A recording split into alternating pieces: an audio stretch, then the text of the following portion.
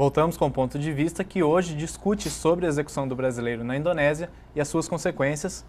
Luiz, a gente falou sobre o Brasil chamar o embaixador, se isso podia ter alguma consequência ou não, mas pode ter alguma consequência internacional no quesito financeiro, de economia, nas transações econômicas?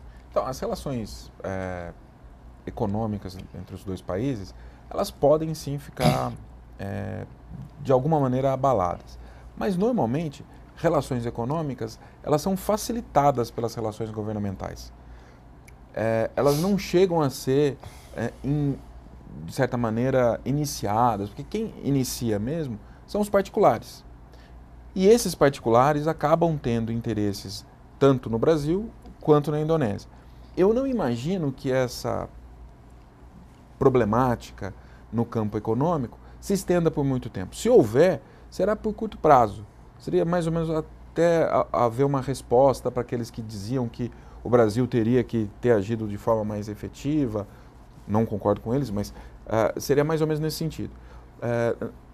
Uma relação econômica, ela acaba, de certa maneira, superando essas questões políticas, em tese, menos importantes para os particulares envolvidos. Então, eu não imagino, mesmo porque há um montante pequeno de relação econômica entre os dois, né? Um comércio baixo.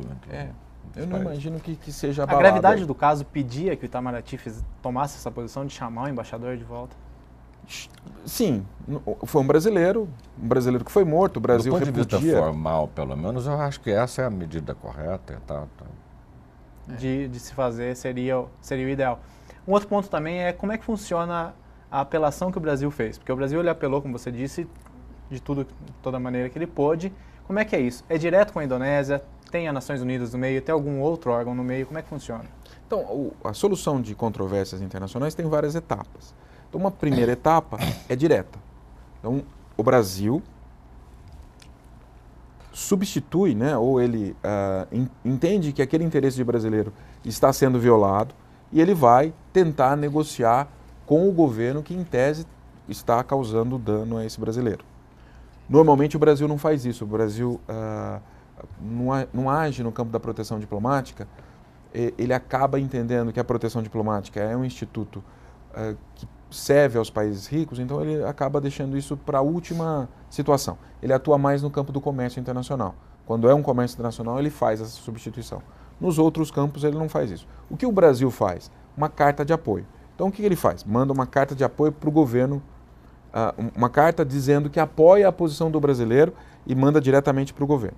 Caso o governo não entenda, o governo da Indonésia não entenda que aquela carta faz nenhum sentido, ele pode partir para os outros caminhos. O primeiro caminho seria o pedido de ajuda para a ONU. É uma organização internacional da qual Brasil e Indonésia fazem parte. Seria uma ajuda legal ou só uma ajuda no ponto política, de discussão? Política de discussão. Expressão, né? Exatamente. O terceiro passo seria uma ação judicial. O Brasil nunca chegou nesse campo para proteger alguém fora do campo comercial, ok? Então, seria algo inédito. O Brasil não fez isso nesse caso também. Seria motivo de ter feito? O Brasil não faz isso, poucos países do mundo fazem isso, e no caso de pena de morte, ninguém faz. Então, não seria o caso de se fazer isso. Salvo se houvesse uma violação efetiva à igualdade lá dentro, como a gente tinha dito anteriormente. Mas não seria o caso. Só que Indonésia e Brasil não fazem parte da Corte Internacional de Justiça. Não se sujeitam à jurisdição, pelo menos na cláusula Raul Fernandes, na cláusula geral, o Brasil e a Indonésia não estão vinculados. Então seria muito difícil o Brasil levar essa discussão para um tribunal. Então o Brasil fez, no campo das negociações diplomáticas, o que ele podia ter feito. Primeiro, diretamente com o país, depois pedindo auxílio de pressão da ONU. E o máximo que ele podia fazer seria isso. Porque a lei aplicável era a lei da Indonésia, efetivamente. Agora, um ponto que eu acho que o Maurício também pode ajudar a falar um pouco. O Marco ele achava que ele não ia ser morto, ser executado. Ele achava que ele ia conseguir ser absolvido.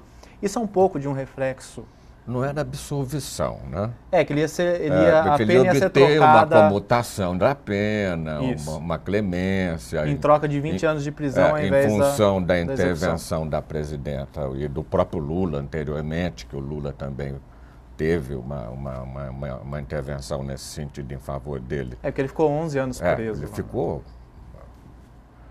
Então, ele ficou acreditava... quase o tempo máximo da pena para o tráfico no Brasil. Que são os Mas 15 anos. a minha questão é, ele acreditava que ele não ia ser executado, que ia ser trocado pela pena de, que acho que, se eu não me engano, é de 20 anos lá por tráfico. Isso é um reflexo da impunidade que a gente tem aqui no Brasil? De jeito nenhum. Isso é uma balela, essa história de impunidade, viu? Nós não temos impunidade aqui, não. Especialmente... Escuta, como é que vem me falar de impunidade? Nós temos uma superpopulação carcerária. Escuta, o índice de encarceramento no Brasil é igual ao índice de encarceramento nos Estados Unidos. Mas o que falta para o país, então, para ele combater o tráfico? As pessoas ficam indignadas e falam de impunidade, e é até compreensível, né? Mas é com relação aos crimes de colarinho branco, aos crimes de corrupção, enfim. E mesmo esses, atualmente, também não estão caindo, restando impunes. Eles estão sendo processados, estão sendo condenados. Isso não é impunidade. E o Brasil, pelo contrário, ele tem a terceira maior população carcerária do mundo. Que impunidade é essa? E a pena de morte aqui, embora não formalmente, porque constitucionalmente, tudo como o Vedovato já nos disse aqui, nós temos uma vedação constitucional à pena de morte. Existe uma única exceção, que é a pena de morte em estado de guerra declarada, né? Cuja previsão está no Código Penal Militar, conjugada com a Constituição, né?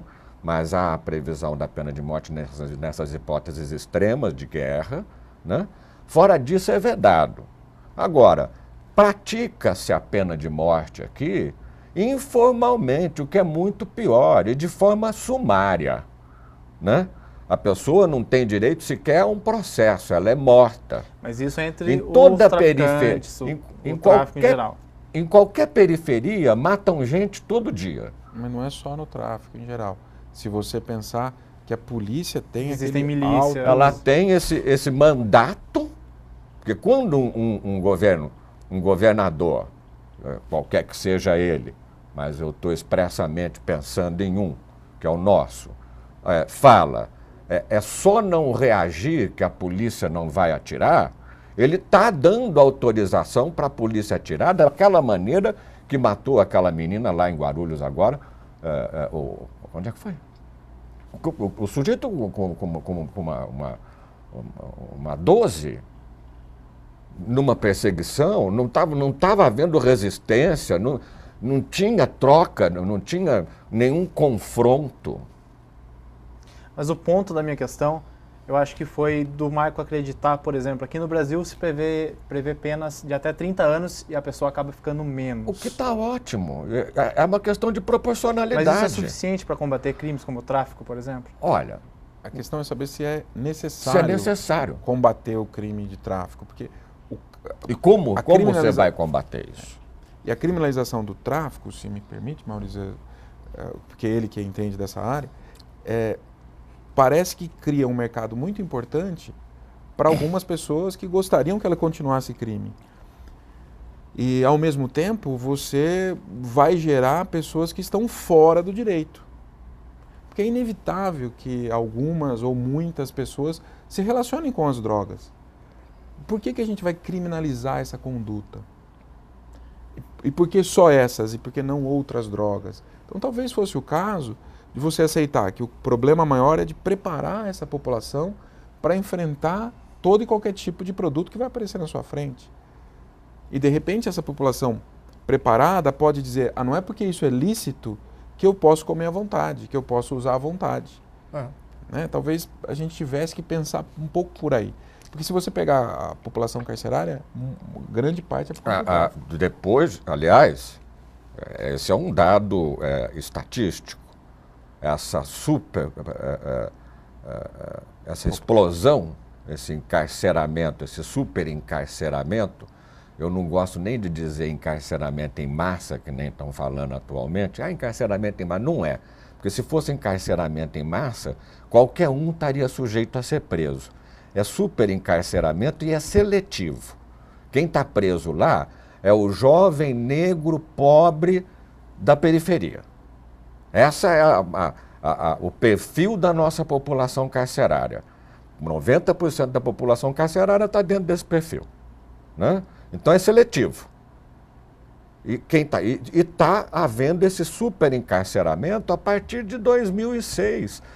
O crime de tráfico, anteriormente a isso, a nossa população carcerária era tipicamente, especialmente os crimes de roubo, né? Era o que distinguia essa população, eram os principais delitos de quem estava preso. Hoje o tráfico já ultrapassou esse percentual. Mas, Maurício, E é a principal causa, por exemplo, de prisão de mulheres, que teve uma explosão muito grande depois de 2006, que aumentou o rigor da lei de drogas, aumentou a lei de 2006 para o tráfico.